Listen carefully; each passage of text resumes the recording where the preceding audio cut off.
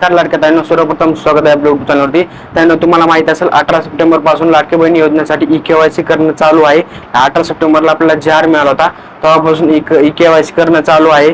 तर ताईंनो, बऱ्याचशा महिलांनी ई-केवायसी कंप्लीट केलेली आहे, परंतु काही राहिलेल्या महिला आहेत ज्यांचे पती हयात आहेत, ज्यांचे वडील हयात आहेत, काही घटस्फोटित महिला असतील तर त्यांनी त्यांची ई-केवायसी कशी कंप्लीट करायची यासाठी खूप मोठी जे काही बातमी समोर आली, खूप मोठी तुम्ही ते बातमी बघू शकता. खूप मोठ्या न्यूजपेपर मध्ये बातमी समोर आली. ती बातमी या व्हिडिओमध्ये सर्वप्रथम सविस्तर आपण बघणार आहोत. त्यामुळे आपल्याला व्हिडिओ लास्टपर्यंत बघायचा. व्हिडिओ आवडला तर व्हिडिओ लाईक आणि चॅनलला सबस्क्राईब करायचे. तर त्यानंतर तुम्हाला बघायचे आपल्या ज्या महिला व बालिका मंत्री आरती तटकरे यांनी जे काय आपल्या 3 तारखेला ट्विटरवरती ट्विट केली ती ऑक्टोबर महिन्याचा 16 हप्ता वितरण होईल.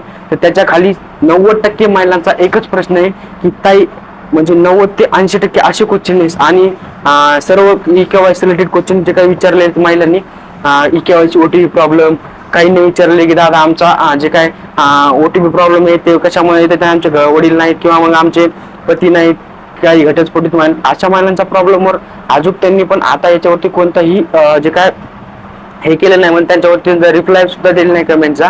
आणि याच्यावरती कोणी स्पष्टीकरण सरकारचं आले नाही. परंतु एक जे न्यूजपेपर आहे, लोकमान्य न्यूजपेपर, ह्याच्यामध्ये एक न्यूज आली. ती न्यूज काय म्हणते चालत बघूया सविस्तर माहिती.